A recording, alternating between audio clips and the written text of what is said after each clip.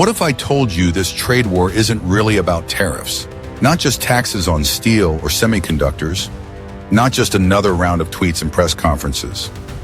No, this is something far deeper, a clash of economic systems, a test of political endurance, a quiet but powerful contest to shape the rules of the 21st century global order.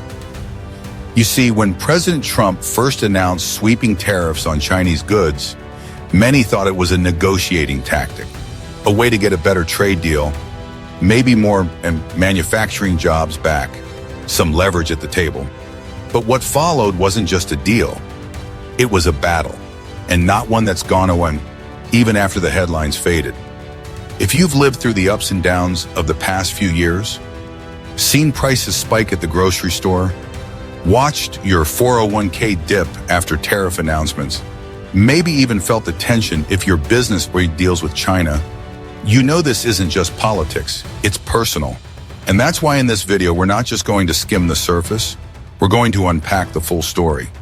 What this trade war has cost us, in dollars, in diplomacy, in direction, what China's strategy really is, and why they've been quietly playing the long game, and whether the US, fractured in politics but still a giant in global influence, can hold its ground.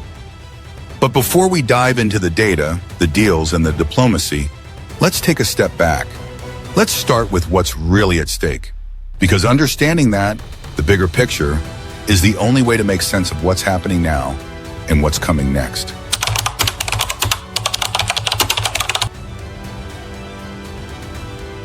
Here's something most headlines won't tell you. The real cost of tariffs isn't paid in Beijing. It's paid right here at home. When the Trump administration imposed tariffs on Chinese imports, the idea was simple: make Chinese goods more expensive so American products could compete. But what actually happened was more complicated and more costly than many expected. Between 2018 and 2019 alone, studies from the Federal Reserve and several leading economists showed that American consumers and companies paid over $80 billion in tariff-related costs. That's not a typo. $80 billion. And here's the kicker. Most of that didn't come from China paying us, as some politicians claimed. It came from higher prices passed directly to American buyers.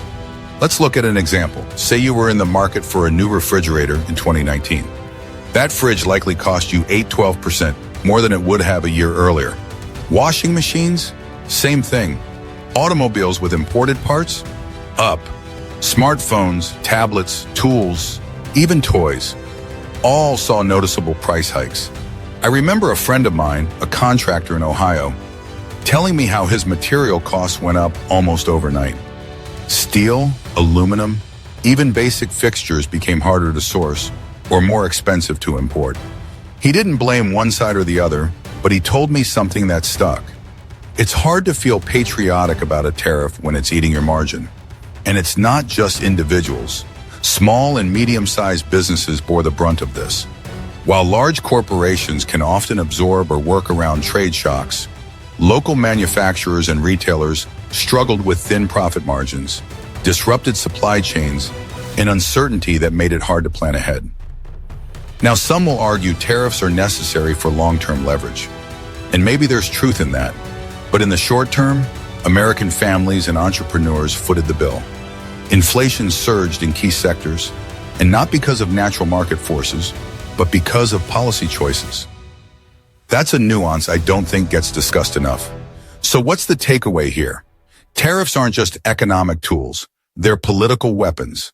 And like all weapons, they have collateral damage. Often that damage isn't felt in foreign capitals. It's felt in American checkout lines, job sites, and boardrooms. Coming up next, we're going to explore how China prepared for this moment from the very beginning, and why they may be playing a much longer game than we ever anticipated. Stick with me, because understanding their strategy is key to understanding what the US should or shouldn't do next.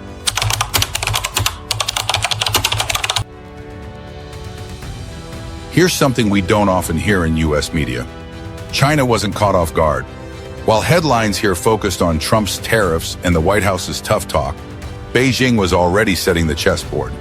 You see, China didn't just react to the trade war, and they prepared for it.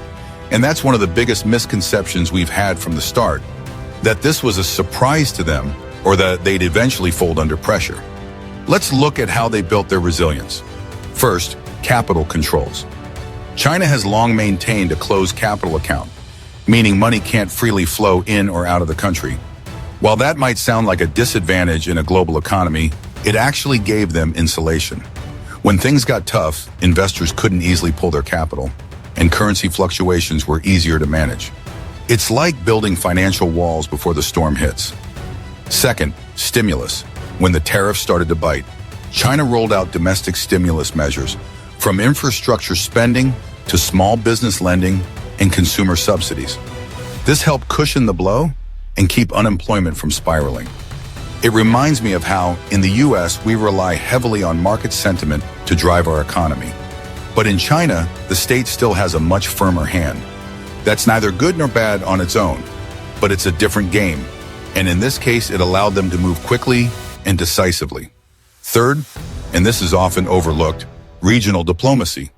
While the US was focusing inward, China doubled down on global relationships. They deepened ties with the European Union, pushed ahead with trade deals in Asia like RCEP, and poured investment into Africa and Latin America. President Xi made state visits, opened ports, financed railways. And while it wasn't front-page news here, that quiet diplomacy was building a new web of economic loyalty. From their perspective, it wasn't just about surviving a US-led tariff wave. It was about positioning themselves as the more stable, reliable economic partner on the global stage. And to be honest, I think we underestimated just how methodical that approach would be. We assumed pressure would lead to surrender. But China, with its long-term mindset and centralized control, wasn't playing for next quarter's numbers. They were playing for the next decade. So what does that mean for us? It means the trade war didn't happen in a vacuum. While we played offense, they were quietly fortifying their defense and expanding their influence at the same time. And that brings us to the next question we have to ask. Was President Trump truly being tough, or were there signs of retreat behind the curtain? Let's take a closer look at what his administration really did and what they walked back on. We've all heard the phrase talk tough and carry a big stick. But when it came to President Trump and the trade war with China, the question became, was the stick real, or was it mostly for show? On the surface, Trump's rhetoric was bold, even confrontational. He framed the tariffs as a win-win. Either China would fold or the US would benefit from new revenue and reinvigorated industries. It sounded strong, like America finally standing up for itself after years of unfair trade. But underneath that messaging, the picture was a lot murkier. Let's start with what actually happened. In the early days, tariffs were applied broadly. Over $250 billion worth of Chinese goods faced new taxes. China responded in kind, of course. But what's less talked about is how many of those tariffs were quietly rolled back, delayed, or selectively enforced as the pressure started to build at home. For example, in 2020, as U.S. businesses and farmers began to feel the squeeze, the administration exempted hundreds of Chinese products from tariffs, including critical items like semiconductors, medical equipment, and electronics. Then came the so-called Phase 1 trade deal in early 2020. It promised major Chinese purchases of U.S. goods, especially agricultural products. But even then, enforcement was vague. The purchases didn't fully materialize, and many of the core issues, intellectual property, forced tech transfers, market access, were kicked down the road. To me, it felt like a pattern I've seen before. Strong initial moves, followed by walkbacks when markets got jittery or voters got nervous. And that's not a criticism of toughness. It's a reminder that in politics, optics matter. Being tough on China polls well, but staying tough when the consequences hit Main Street, that's a much harder sell. It's worth comparing this to Trump's approach in other negotiations, like NAFTA, which became the USMCA. There too, he started with maximum pressure, threatening to scrap the deal entirely. Eventually, the new agreement preserved most of NAFTA's structure with a few headline-grabbing tweaks. It was, in many ways, a branding win more than a structural revolution. So was the China strategy any different? My personal take? I think Trump believed in the deal-making approach, that with enough pressure and unpredictability, the other side would blink. But China didn't blink. And when faced with mounting economic and political costs, the U.S. shifted from confrontation to containment. Now, this doesn't mean it was all ineffective. Some would argue that tariffs reframed the China conversation permanently, forcing companies and politicians alike to take the threat more seriously. But if we're talking about actual outcomes, real, lasting change, the results are far more mixed. And that brings us to an even broader question. Where was the rest of the world while this was happening? Were they backing the U.S., staying neutral, quietly benefiting? Let's explore how America's global alliances, or lack thereof, shaped the next chapter of this economic standoff.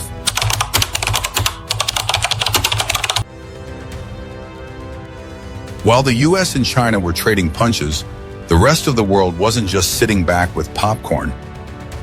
They were making moves of their own, and some of those moves, they may have quietly shifted the global balance and chipped away at America's ability to lead from the front. Let's start with the European Union. Many expected the EU to align closely with the US, especially given shared concerns about China's market practices. But instead of forming a strong united trade front, Europe chose a more cautious, strategic middle ground. They voiced support for fairer trade, yes, but they also kept their doors open to Chinese investment. In fact, while the US was ramping up tariffs, the EU signed the Comprehensive Agreement on Investment, CAI, with China in late 2020, signaling they weren't ready to pick a side in a full-blown economic war. And it's not hard to understand why. For many European countries, especially Germany, China is a top export market. They couldn't afford to alienate Beijing without a clear, coordinated support from Washington. But that support never fully materialized. Instead, U.S. trade policy felt unpredictable and, frankly, at times more transactional than strategic. Then there's ASEAN, a region of rising economies like Vietnam, Indonesia, and the Philippines. Ironically, some of these nations benefited from the U.S.-China trade tensions. As companies scrambled to shift supply chains away from China, Southeast Asia became an attractive alternative. Vietnam, for instance, saw a major uptick in manufacturing and exports during the height of the trade war. But did that mean these countries were rallying behind the U.S.? Not quite. Most ASEAN nations took a page out of the classic hedging playbook, engaging with both powers, signing deals with China while keeping military and trade ties with the U.S. They're playing smart because they have to. They've seen what happens when you lean too far toward one superpower. From my perspective, this is one of the most underappreciated shifts of the trade war era. The assumption was that the world would fall in line behind the U.S., but instead, we saw a fractured front, a lack of cohesion among allies, and an erosion of the kind of international consensus that had once defined post-war American leadership. That matters, because leverage in a global economy doesn't just come from tariffs or GDP. It comes from influence, from trust, from predictability. And in those areas, I believe the U.S. lost some ground. So while we were focused on bilateral tension with China, the global chessboard was changing. And if we want to understand where that leaves us, we need to look at one more crucial factor. What can history teach us about how these kinds of conflicts usually end? Let's take a step back in time.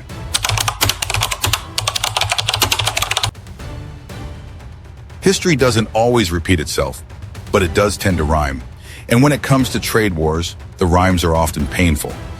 Let's rewind to 1930 when the U.S. passed the Smoot-Hawley Tariff Act, one of the most infamous examples of protectionist policy in modern history. It was designed to shield American farmers and manufacturers from global competition during the Great Depression. Instead, it triggered a wave of retaliation.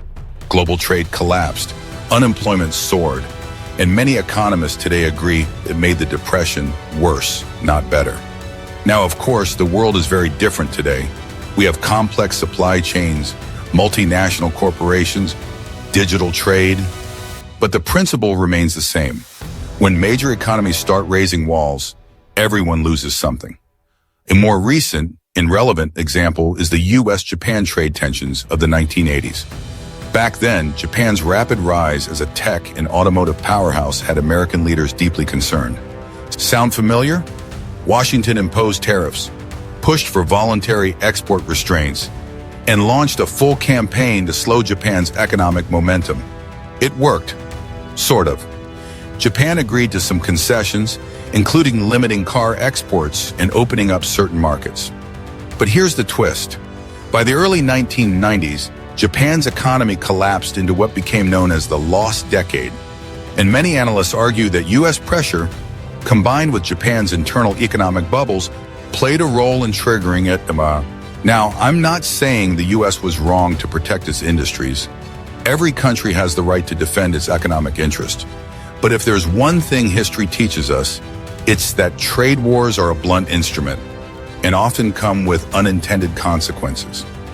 They don't just hurt the targeted country, they often hurt the aggressor too, especially when retaliation, uncertainty, and inflation ripple through global markets. And that's something we have to remember today. This U.S.-China trade war isn't happening in isolation. It's part of a larger pattern, where economics and politics collide, and where the long-term fallout often looks very different from the short-term headlines.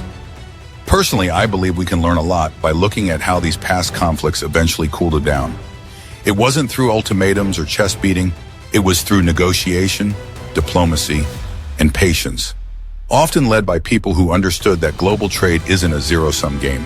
And that brings us to an often overlooked, but absolutely critical, part of this story. What's happening behind the scenes? What don't we see in the headlines? And how much of this conflict is being shaped by quiet diplomacy and back-channel deals? Let's pull back the curtain.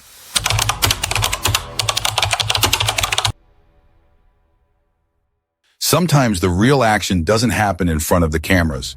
It happens behind closed doors. While the media covers official statements, press briefings, and public showdowns, a whole different game is often playing out in the shadows. And in the case of the U.S.-China trade war, back-channel diplomacy has been one of the most important and underreported forces shaping the story. Think about it. You don't build an economic relationship worth over $700 billion without some deeply embedded communication lines. And you certainly don't unwind that relationship or renegotiate it through a few tweets or press releases.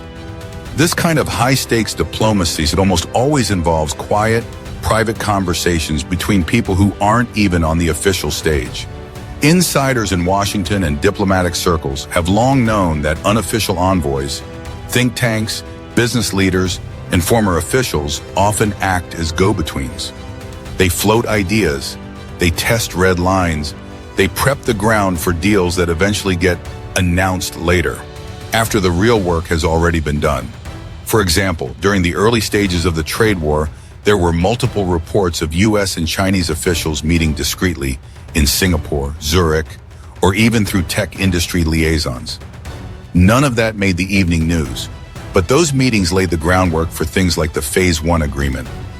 Even today, many believe there are quiet negotiations happening over issues like TikTok, AI chip exports, and financial services access. What you see publicly is often just the tip of the iceberg. To me, this isn't about conspiracy, it's about how diplomacy really works. In my experience, the biggest breakthroughs often come when the pressure is off, the cameras are gone, and both sides can talk candidly. That's when creativity, flexibility, and mutual respect have room to breathe. Of course, this kind of silent diplomacy has its risks. It lacks transparency. It can sideline Congress or public input. But it also allows room for de-escalation without humiliation, a crucial ingredient in conflicts where pride and political image are on the line. And in this trade war, that may be exactly what both sides need. Because here's the truth. No one wants to look weak in public. But both countries have strong reasons to avoid a full-blown economic break. Backchannels give them a way to save face and find solutions, even if it means making compromises away from the spotlight. So while the headlines scream escalation, the real progress might be happening where no one is looking, which brings us to a moment of reflection and resolution. What does this all mean for us? What should we, as citizens, consumers, and voters, take away from this multi-year economic chess match? Let's tie it all together.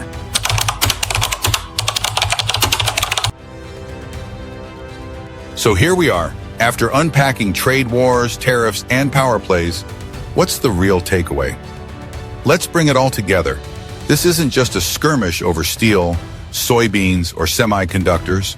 It's not just about headlines, tweets, or temporary deals. What we're watching unfold is something far bigger. A clash between two different visions of how the world should work. Who writes the rules, who sets the standards, and who calls the shots? The first, remember, tariffs don't just hit governments. They hit wallets. Yours, mine, every small business trying to stay afloat.